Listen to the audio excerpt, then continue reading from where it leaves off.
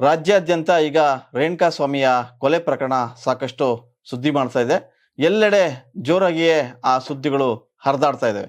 ಈಗ ಹೊಸ ಸುದ್ದಿ ಏನಂದ್ರೆ, ಪೊಲೀಸರ ತನಿಖೆಯಲ್ಲಿ ದಿನ ಕಳೆದಂತೆ ಪ್ರತಿ ಕ್ಷಣವೂ ಹೊಸ ಹೊಸ ಸುದ್ದಿಗಳು ಹೊರ ಬರ್ತಾ ಇದೆ. ಅಂದ್ರೆ ಅವ್ರೇನ್ ತನಿಖೆ ಕೈಗೊಳ್ತಾ ಇದ್ದಾರೆ, ಆ ತನಿಖೆಯಲ್ಲಿ ಹೊಸ ಹೊಸ ವಿಷಯಗಳು ಹೊರ ಬರ್ತಾ ಇದೆ. ಹಾಗಾಗಿ ಒಂದಷ್ಟು ಅಚ್ಚರಿ ಆಶ್ಚರ್ಯಕರ ವಿಷಯಗಳು ಕೂಡ ಬರ್ತಾ ಇರೋದು ವಿಶೇಷ.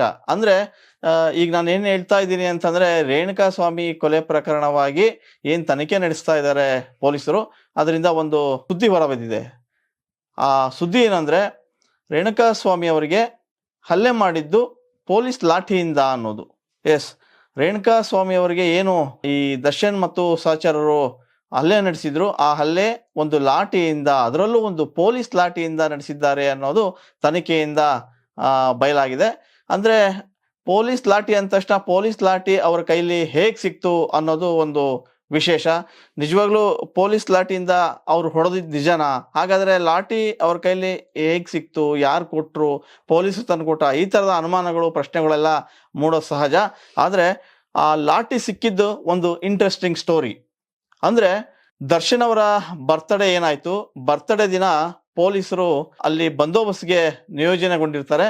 ಸೊ ಬಂದೋಬಸ್ತ್ಗೆ ಎಲ್ಲಾ ಪೊಲೀಸರು ಇರುವಾಗ, ಆ ಬರ್ತ್ಡೇ ನಂತರ ಏನು ಅಭಿಮಾನಿಗಳು ಬಂದು ವಿಶ್ ಮಾಡಿ ಎಲ್ಲ ಹೋದ ನಂತರ ಪೊಲೀಸರು ಇನ್ನೊಂದು ತಮ್ಮ ತಮ್ಮ ಮನೆಗಳಿಗೆ ಹಿಂದಿರುಗುವಾಗ ಯಾರೋ ಒಬ್ಬ ಪೊಲೀಸ್ ಅವರ ಲಾಠಿ ಅಲ್ಲೇ ಬಿಟ್ಟು ಹೋಗಿದ್ರು. ಸೊ ಆ ಲಾಠಿ ಕಳೆದೋಗಿತ್ತು ಅನ್ನೋದು ಪೊಲೀಸರು ಕಡೆಯಿಂದ ಆಗಿದ್ರೆ, ಆ ಲಾಠಿ ಅಲ್ಲಿ ಇದ್ದಂಥ ಏನು ಆರ್ ಆರ್ ನಗರದ ಒಂದು ನಿವಾಸ ಇತ್ತು, ದರ್ಶನ್ ನಿವಾಸ, ಆ ನಿವಾಸದ ಒಬ್ಬ ಸೆಕ್ಯೂರಿಟಿ ರೂಮ್ ಇತ್ತು. ಆ ಸೆಕ್ಯೂರಿಟಿ ರೂಮಲ್ಲಿ ಆ ಪೊಲೀಸ್ ಲಾಠಿಯನ್ನ ಇರಿಸಲಾಗಿರುತ್ತೆ. ಸೊ ಅವರೇ ಮನೆಯವರು ಸೇರಿ ಆ ಲಾಠಿನಲ್ಲಿ ಯಾರಾದ್ರೂ ಬಂದ್ರೆ ಕೊಡ್ಬೋದು ಅನ್ನೋ ಅರ್ಥದಲ್ಲಿ ಆ ಲಾಠಿನಲ್ಲೇ ಇರಿಸಿರ್ತಾರೆ. ಆದ್ರೆ ಏನು ಈ ಪ್ರಕರಣ ನಡೀತು, ಪಟ್ಟಣಗೆರೆ ಶೆಡ್ನಲ್ಲಿ ಜೂನ್ 8ನೇ ತಾರೀಕು ನಡೆದಂತ ಘಟನೆ ಏನಿತ್ತು, ಆ ಘಟನೆಯಲ್ಲಿ ರೇಣುಕಾಸ್ವಾಮಿ ಅವ್ರನ್ನ ವಿಚಾರಣೆಗೆ ಒಳಪಡಿಸುವಾಗ, ರೇಣುಕಾಸ್ವಾಮಿಯನ್ನ ಕರೆಸ್ಕೊಂಡು ಮಾತಾಡುವಾಗ ಹಲ್ಲೆ ನಡೆಸಲಾಗಿದೆ. ಅದರಲ್ಲೂ ಏನು ಈ ಪೊಲೀಸ್ ಲಾಠಿ ಇತ್ತು, ಪೊಲೀಸ್ ಲಾಠಿಯನ್ನ ತರಿಸ್ಕೊಂಡು, ಅಂದ್ರೆ ದರ್ಶನ್ ಅವರೇ ತರಿಸ್ಕೊಂಡು ಹಲ್ಲೆ ನಡೆಸಿದ್ದಾರೆ ಅನ್ನೋದು ಈಗ ಪೊಲೀಸರ ತನಿಖೆಯಲ್ಲಿ ಬಹಿರಂಗಗೊಂಡಿರುವಂಥದ್ದು. ಅಂದ್ರೆ ಅಲ್ಲಿ ಏನು ಶೆಡ್ ಅಲ್ಲಿ ವಿಚಾರಣೆ ಮಾಡ್ತಾ ಇದ್ರು, ಮೆಸೇಜ್ ಮಾಡಿದ ಸಂಬಂಧಪಟ್ಟ ಹಂಗೆ ದರ್ಶನ್ ಅವರು ಯಾರೋ ಒಬ್ಬ ವ್ಯಕ್ತಿಯಿಂದ ಏನು ಈ ಸೆಕ್ಯೂರಿಟಿ ಗಾರ್ಡ್ ರೂಮ್ ಅಲ್ಲಿ ಲಾಠಿ ಇತ್ತು, ಆ ಪೊಲೀಸ್ ಲಾಠಿನ ತಂದು ಹಲ್ಲೆ ನಡೆಸಿದ್ದಾರೆ ಅನ್ನೋ ಸುದ್ದಿ ಈಗ ಪೊಲೀಸರ ತನಿಖೆಯಿಂದ ಬಯಲಾಗಿದೆ.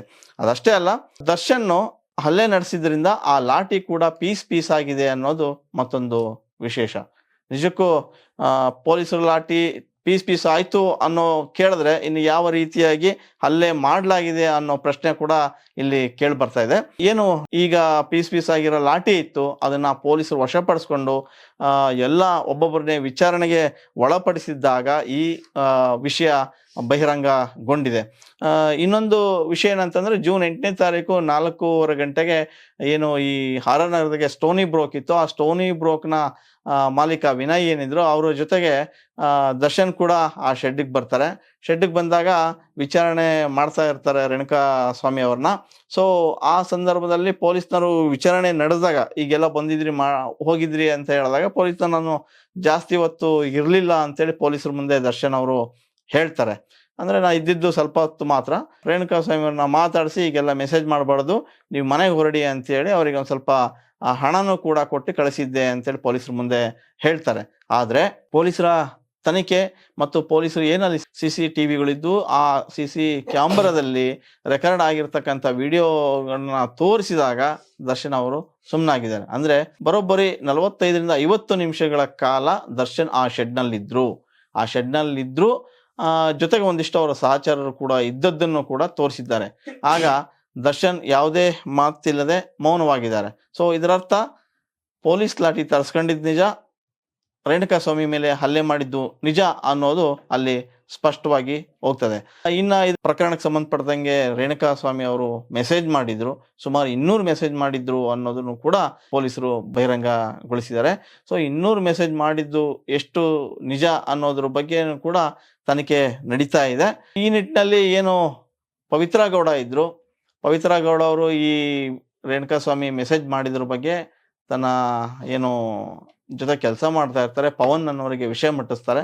ಸೊ ಪವನ್ ಕೂಡ ಯೋಚನೆ ಮಾಡಿ ಅಷ್ಟು ಮೆಸೇಜ್ಗಳು ಕಳಿಸಿದ್ದ ರೇಣುಕಾ ಸ್ವಾಮಿ ಅವ್ರನ್ನ ಕರ್ಸ್ಕೋಬೇಕು ಅನ್ನೋ ರೀತಿಯಲ್ಲಿ ಅವರೇ ಒಂದು ತನ್ನ ಮೊಬೈಲ್ ಮೂಲಕ ಅವ್ರನ್ನ ಸಂಪರ್ಕಿಸಿ ಮೆಸೇಜ್ಗಳನ್ನ ಮಾಡಿ ಅವ್ರನ್ನ ಕರ್ಸ್ಕೊಳ್ಳೋ ಥರ ನಾಟಕ ಆಡಿ ಸೊ ಬೆಂಗಳೂರಿಗೆ ಬರೋ ಹಾಗೆ ಮಾಡ್ತಾರೆ. ಸೊ ಬಂದ ನಂತರ ಒಂದಿಷ್ಟು ಘಟನೆಗಳಾಗಿದ್ದು ನಿಮ್ಗೆಲ್ರಿಗೂ ಗೊತ್ತು. ಆದರೆ ಅಲ್ಲಿ ಬೇರೆ ಯಾವುದ್ಯಾವುದೋ ಮೂಲಗಳಿಂದ ಕೇಳಿ ಬಂದಿದ್ದು ಅಂದರೆ ಅದರಿಂದ ಹೊಡೆದ್ರು, ಇದರಿಂದ ಹೊಡೆದ್ರು, ಹೀಗೆಲ್ಲ ಹಲ್ಲೆ ನಡೆಸಿದ್ರು ಅನ್ನೋದು ಮಾಹಿತಿ ಇತ್ತು. ಆದರೆ ಒಂದು ಪೊಲೀಸ್ ಲಾಠಿಯಿಂದ ಹಲ್ಲೆ ನಡೆದಿತ್ತಲ್ಲ, ಆ ಹಲ್ಲೆ ನಡೆದಿರೋದನ್ನ ಈಗ ಪೊಲೀಸರು ನಿಜವಾಗ್ಲೂ ಬೆಚ್ಚಿ ಬಿದ್ದಿದ್ದಾರೆ, ಬಹಿರಂಗ ಕೂಡ ಪಡಿಸಿದ್ದಾರೆ. ಅಂದರೆ ಈಗ ಲಾಠಿ ಕೂಡ ಸಾಕ್ಷಿಯಾಗಿ ಲಾಠಿಗಳು ಇದೆ, ತುಂಡಾಗಿರೋ ಲಾಠಿಗಳನ್ನೆಲ್ಲ ಅವರು ವಶಪಡಿಸ್ಕೊಂಡಿರೋದ್ರಿಂದ ಈ ವಿಷಯನ ಅವರು ಬಹಿರಂಗ ಪಡಿಸಿದ್ದಾರೆ. ಒಟ್ಟಾರೆ ದರ್ಶನ್ ಮತ್ತು ಏನು ಸಹಚರ ಇದ್ದಾರೆ ಇವರು ಎಲ್ಲರೂ ಸೇರ್ಕೊಂಡು ರೇಣುಕಾಸ್ವಾಮಿ ಅವ್ರನ್ನ ಹಲ್ಲೆ ನಡೆಸಿದ್ದಾರೆ. ಸೊ ಹಲ್ಲೆಯಲ್ಲಿ ಪೊಲೀಸ್ ಲಾಠಿ ಏನಿತ್ತು ಆ ಲಾಠಿಯಿಂದನೇ ಸಾಕಷ್ಟು ಹೊಡೆದಿದ್ದಾರೆ ಅನ್ನೋದು ಕೂಡ ಇಲ್ಲಿ ಪೊಲೀಸರು ತನಿಖೆ ವೇಳೆ ಹೇಳಿದ್ದಾರೆ. ಮತ್ತು ಇನ್ನೊಂದು ವಿಚಾರ ಏನಂದ್ರೆ ಅಲ್ಲಿ ಏನು ಪವನ್ ಅನ್ನೋನಿದ್ದ ಮತ್ತೆ ಒಂದಿಷ್ಟು ಜನ ಹುಡುಗರು ಇದ್ರು. ಸೊ ಏನು ಪವಿತ್ರ ಗೌಡಗೆ ರೇಣುಕಾಸ್ವಾಮಿ ಅವರು ಮೆಸೇಜ್ ಕಳಿಸಿದ್ರು, ಆ ಮೆಸೇಜ್ನ ಒಂದೊಂದೇ ಆಗಿ ಓದ್ರಿ ಅಂತ ಹೇಳಿದ್ದಾರೆ. ಸೊ ಯಾವಾಗ 200 ಮೆಸೇಜಿನ ಒಂದೊಂದೇ ಮೆಸೇಜನ್ನ ಜೋರಾಗಿ ಹೇಳ್ತಾ ಹೋಗ್ತಾರೆ, ಆ ಮೆಸೇಜ್ ಹೇಳ್ತಾನೆ ಅಲ್ಲಿ ಏನು ಆರೋಪಿಗಳಿದ್ದಾರೆ ಆರೋಪಿಗಳು ಲಾಠಿ ತಗೊಂಡು ರೇಣುಕಾಸ್ವಾಮಿ ಅವರಿಗೆ ಹಲ್ಲೆ ಮಾಡ್ತಾರೆ ಅನ್ನೋದು ಒಂದು ಭಯಾನಕ ಸುದ್ದಿ ಅಂತಾನೆ ಹೇಳ್ಬೋದು.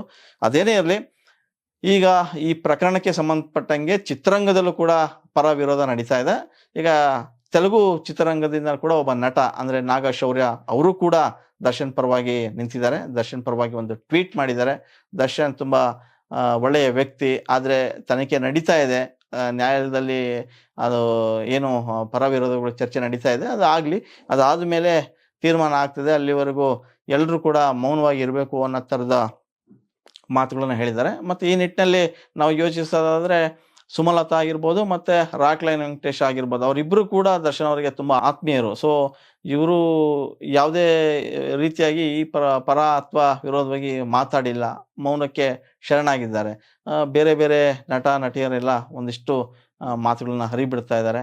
ಅದೇನೇ ಇರಲಿ, ಈಗ ಸದ್ಯದ ವಿಚಾರ ಅಂತಂದ್ರೆ ಪೊಲೀಸ್ ಲಾಠಿಯಿಂದ ರೇಣುಕಾಸ್ವಾಮಿಗೆ ಹಲ್ಲೆ ನಡೆಸಿದ್ದು ಈಗ ಸಾಕಷ್ಟು ಚರ್ಚೆಯಲ್ಲಿದೆ.